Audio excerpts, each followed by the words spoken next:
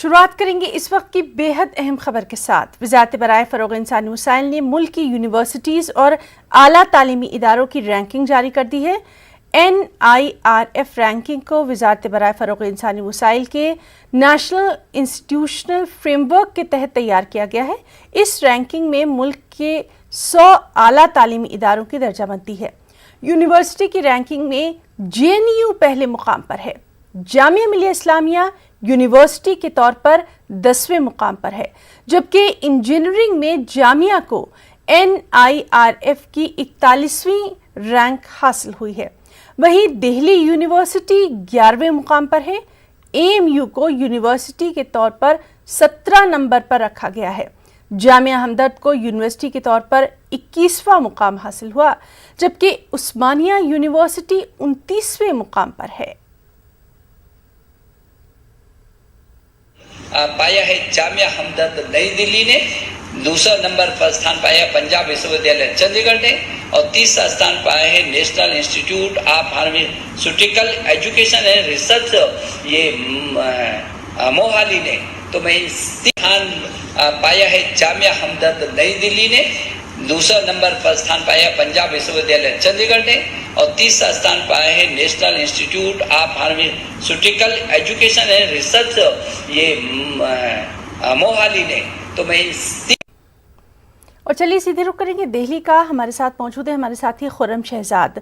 खुर्रम, जिस तरह से हम देख रहे हैं कि NIRF की जो रैंकिंग है ये काफ़ी अहमियत की हामिल रही है, आपसे थोड़ा सा तकनीकी तौर पर जानना चाहेंगे किस तरह से कैटेगरीज वगैरह का यहाँ पर जो है वो इंतखाब किया जाता है।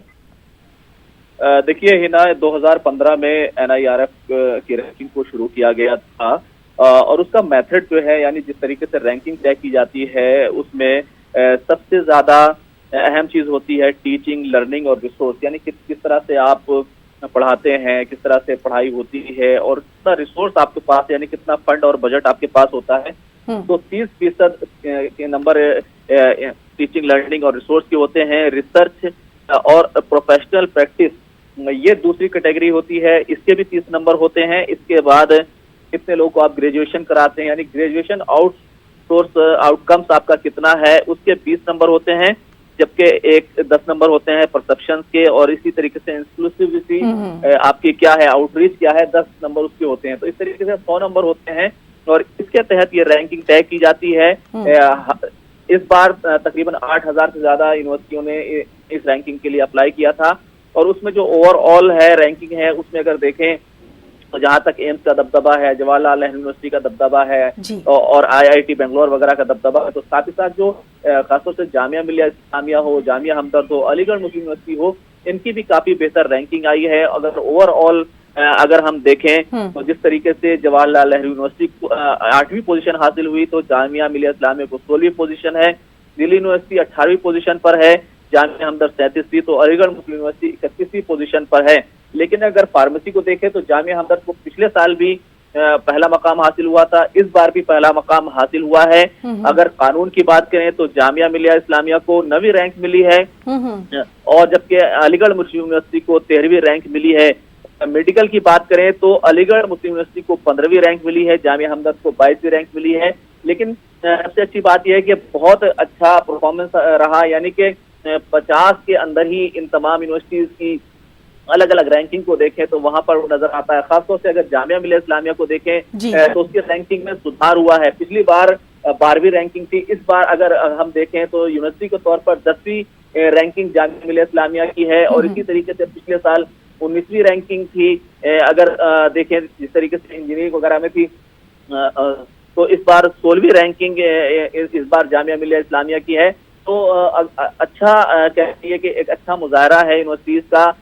और सबसे अहम बात यह है कि जब से रैंकिंग चलती है तो इंस्टीट्यूट ऑफ एमिनेंस चुने जाने लगे हैं, उनकी फंडिंग ज्यादा होती है, तो इस लिहाज से अगर देखें तो ये रैंकिंग जो है वो काफी अहम हो जाती है और एक बेहतर मुजाहरा इसमें नजर आ रहा है, जो खासतौर से मुस्लिम अक़लियती यूनिवर्सिटी होने के बावजूद जामिया हमदर्द हो, जामिया मिलिया इस्लामिया हो, वो दोनों यूनिवर्सिटी यहाँ पर मौजूद हैं, और इससे साफ है कि अक़लियती यूनिवर्सिटी होने के बावजूद भी बेहतर मुजाहरा ये यूनिवर्सिटियाँ कर रही जी हैं। खुर्रम, बिल्कुल आपने सही जो है वो तज्जिया किया है कि अक़लियती यूनिवर्सिटीज़ होने के बावजूद, पिछले दिनों इतना सुर्खियों में रहने के बावजूद इन यूनिवर्सिटीज़ ने इतना अच्छा मुजाहरा किया है, यानी कहीं ना कहीं तालीम की जानिब जो है वो बेहतरी का कदम जो है वो बहुत अच्छी बात इस रैंकिंग के बाद सामने आ रही है।